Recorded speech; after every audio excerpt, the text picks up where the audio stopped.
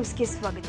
ಲೋಕಸಭೆಯಲ್ಲಿ ಕೇಂದ್ರ ಗೃಹ ಸಚಿವ ಅಮಿತ್ ಶಾ ಡಾಕ್ಟರ್ ಬಿಆರ್ ಅಂಬೇಡ್ಕರ್ ಅವರಿಗೆ ಅವಮಾನ ಮಾಡಿದ್ದಾರೆ ಎಂದು ಆಕ್ರೋಶ ಹೊರಹಾಕಿರುವ ಕಾಂಗ್ರೆಸ್ ನಾಯಕರ ವಿರುದ್ಧ ಸಂಸದ ಗೋವಿಂದ ಕಾರಜೋಳ ಗರಂ ಆಗಿದ್ದಾರೆ.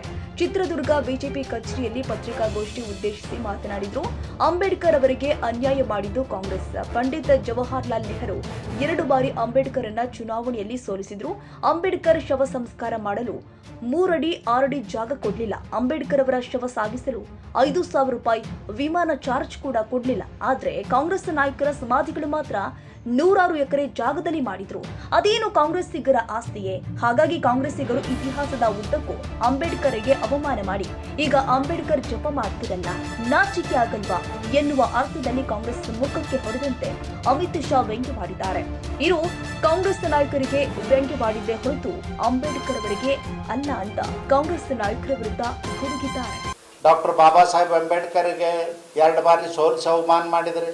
ಅವರು ಅರ್ಥಶಾಸ್ತ್ರ ಇರೋದ್ರಿಂದ ಆರ್ಥಿಕ ಇಲಾಖೆ ಇರೋದ್ರು ಕೊಡಲಿಲ್ಲ, ಅವಮಾನ ಮಾಡಿ ಲಾ ಡಿಪಾರ್ಟ್ಮೆಂಟ್ ಕೊಟ್ರಿ.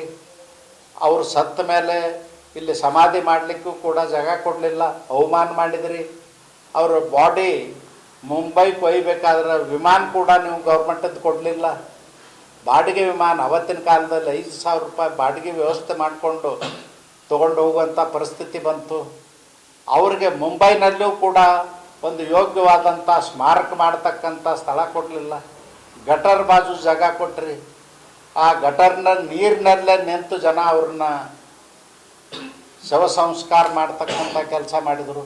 ಇದನ್ನೆಲ್ಲ ಹೇಳ್ಕೊಂಡು ಬಂದು ಇವತ್ತು ವೋಟ್ ಬ್ಯಾಂಕಿಗಾಗಿ ಅಂಬೇಡ್ಕರ್ ಅಂಬೇಡ್ಕರ್ ಅಂಬೇಡ್ಕರ್ ಅಂತೀರಿ, ನಿಮಗೆ ನಾಚಿಕೆ ಆಗೋದಿಲ್ಲೇನೋ ಅನ್ನೋದನ್ನು ಅವರು ವ್ಯಂಗ್ಯವಾಗಿ ಹೇಳಿದ್ದಾರೆ. ನಾನು ಅಂಬೇಡ್ಕರ್ಗೆ ವ್ಯಂಗ್ಯ ಅಲ್ಲದು, ಕಾಂಗ್ರೆಸ್ಸಿಗೆ ವ್ಯಂಗ್ಯ. ನೀವು ಕೇಳಿಪ್ಪ, ಜೀವಿತ ಕಾಲದಲ್ಲಿ ಇಷ್ಟೆಲ್ಲ ಅನಾಹುತಗಳನ್ನ ಮಾಡಿದ್ರಿ, ಇಷ್ಟೆಲ್ಲ ಅವಮಾನ ಮಾಡಿದ್ರಿ, ಇಷ್ಟು ಬಾರಿ ಅವ್ರಿಗೆ ಅಪಮಾನ ಮಾಡಿದ್ರಿ, ಈಗ ಯಾಕೆ ಅಂಬೇಡ್ಕರ್ ಅಂಬೇಡ್ಕರ್ ಅಂತೀರಿ, ಓಟಿನ ಸಲುವಾಗಿ ಅಂಬೇಡ್ಕರ್ ಅಂಬೇಡ್ಕರ್ ಅಂತೀರಿ ಅನ್ನೋದು ವ್ಯಂಗ್ಯವಾಗಿ ಹೇಳಿದಾರ ಅವರು. ನೀವು ಅದು ಒಂದೇ ತಗೋಬೇಡಿ, ಪೂರ್ತಿ ಅವ್ರ ಭಾಷಣ ನೋಡಿ ಅಂದ್ರೆ ನಿಮಗೆ ಅರ್ಥ ಆಗ್ತದೆ.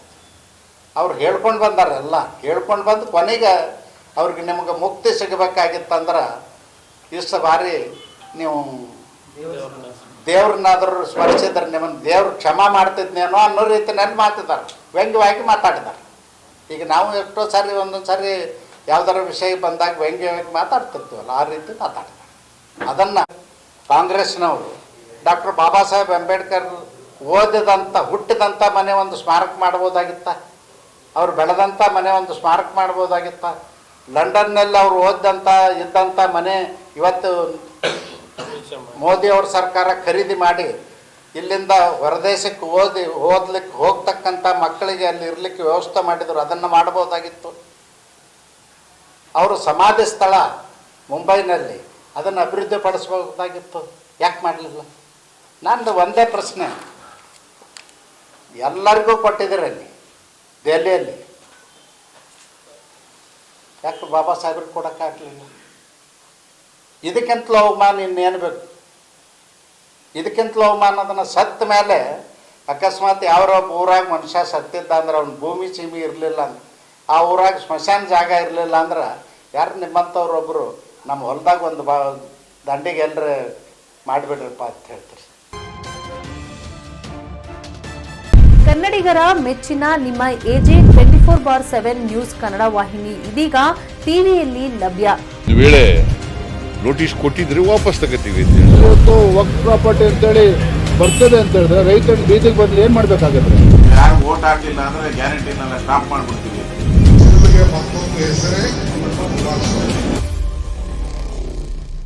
ಕರ್ನಾಟಕ ಮತ್ತು ದೇಶ ವಿದೇಶ 360 ಡಿಗ್ರಿ ಸುದ್ದಿ ಹಾಗೂ ಉತ್ತರ ಕರ್ನಾಟಕ, ಬೆಳಗಾವಿ, ಬಾಗಲಕೋಟೆ, ಧಾರವಾಡ, ಹಾವೇರಿ, ಗದಗ, ಬಿಜಾಪುರ ಜಿಲ್ಲೆಯ ಕ್ಷಣ ಕ್ಷಣದ ವಿವರವನ್ನ ಪಡೆಯುವುದಕ್ಕೆ AJ 24/7 ನ್ಯೂಸ್ ಕನ್ನಡ ವಾಹಿನಿಯನ್ನ ಲೈಕ್ ಮಾಡಿ, ವಿಡಿಯೋಗಳನ್ನ ಶೇರ್ ಮಾಡಿ, ಕಮೆಂಟ್ ಮಾಡುವ ಮೂಲಕ ನಮ್ಮ ವಾಹಿನಿಗೆ ಸಹಕಾರ ನೀಡಿ ಮತ್ತು ಚಾನೆಲ್ ಅನ್ನ ಸಬ್ಸ್ಕ್ರೈಬ್ ಮಾಡಿ.